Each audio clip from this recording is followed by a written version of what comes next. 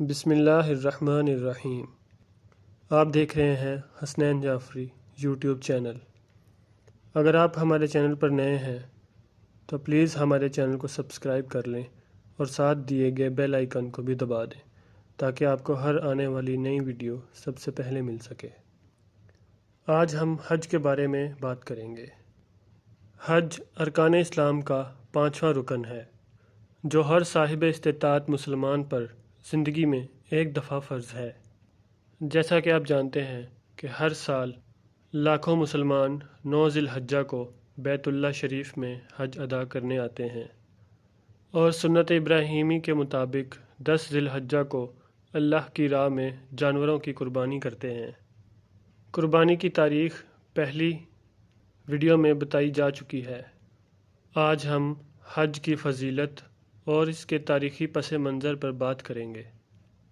حضرت آدم علیہ السلام کی زمین پر مبارک آمد کے بعد اللہ نے انہیں پہلا حکم زمین پر بیت اللہ شریف کی تعمیر کا دیا تھا، جو آپ نے پورا بھی کیا، لیکن مکمل اور حتمی طور پر بیت اللہ کی تعمیر حضرت ابراہیم علیہ السلام اور ان کے پیارے فرزند حضرت اسماعیل علیہ السلام نے کی۔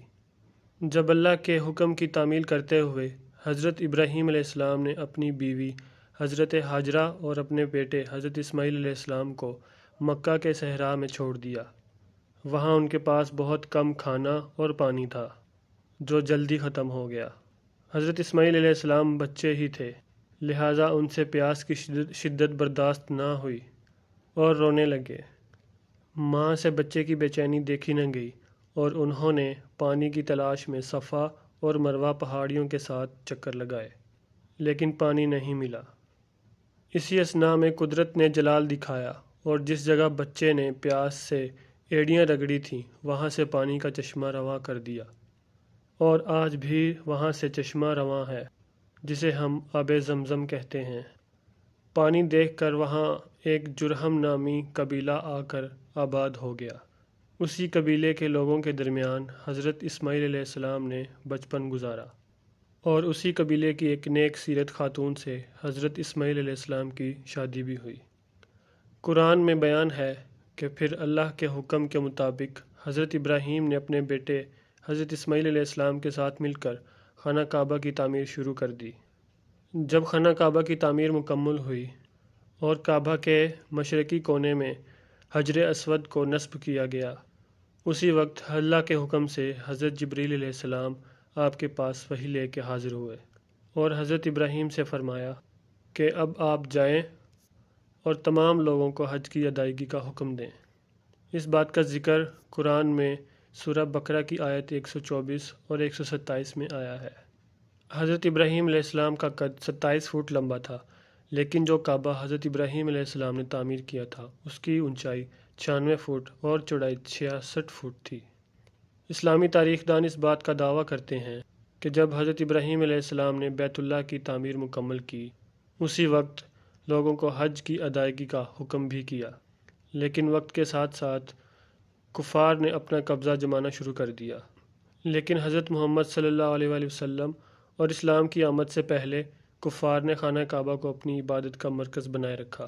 جب خانہ کعبہ کفار کے زیر سرپرستی تھا اور قبیلہ قریش جو ہر سال حج پر آنے والوں کی خدمت مامور تھے، اس وقت کفار مکہ نے حج کی ادائیگی میں کچھ خود ساختہ رسومات کا شمار کر رکھا تھا جو کہ حضرت ابراہیم علیہ السلام سے منسوب نہیں تھے۔ وہ صفا مروہ کی پہاڑیوں کے درمیان نہ چکر لگاتے اور نہ میدان عرفات میں جمع ہوتے۔ کچھ لوگ حج کی مکمل ادائیگی کے دوران بالکل خاموش رہتے اور سوائے قبیلہ قریش کے آنے والے تمام لوگ بے لباس ہو کے خانہ کعبہ کا طواف کرتے تھے۔ حضرت محمد صلی اللہ علیہ وآلہ وسلم نے اسلام کی تبلیغ کی اور حج پر آنے والے لوگوں کی اصلاح کی اور انہیں ایسی رسومات سے روکا جو حضرت ابراہیم علیہ السلام کی بتائی ہوئی نہ تھی۔ 630 عیسوی میں فتح مکہ کے بعد حج کی ادائیگی کی ابتدا حضرت محمد صلی اللہ علیہ وآلہ وسلم نے کی۔ آپ صلی اللہ علیہ وآلہ وسلم نے خانہ کعبہ کو بتوں سے پاک کیا اور اگلے سال 300 مسلمانوں کو حج کروایا، جس کا خطبہ حضرت امام علی علیہ السلام نے دیا۔ امام علی علیہ السلام نے خطبے کے دوران اسلام کی پاک روایات اور حج کی نئی رسومات سے آگاہ کیا اور فرمایا کہ کسی بھی مسلمان کو برہنہ حالت میں خانہ کعبہ میں داخل ہونے کی اجازت نہ ہوگی۔ حضرت محمد صلی اللہ علیہ وآلہ وسلم نے زندگی میں صرف ایک حج کیا۔ اس کے چند ماہ بعد ہی حضرت محمد صلی اللہ علیہ وسلم اس دنیا سے رخصت ہو گئے۔ حج کی یہ رسم حضرت ابراہیم علیہ السلام سے ہوتے ہوئے ہمارے پیارے نبی محمد صلی اللہ علیہ وسلم تک اور ان سے آج تک یہ دنیا میں قائم ہے۔ آج بھی لاکھوں مسلمان حج کرنے آتے ہیں۔ آج جس طریقے کے مطابق مسلمان حج کرتے ہیں وہ نبی محمد صلی اللہ علیہ وآلہ وسلم کے بتائے ہوئے احکامات کے مطابق ہے۔ مزید اچھی ویڈیوز دیکھنے کے لیے ہمارے چینل کو سبسکرائب کریں۔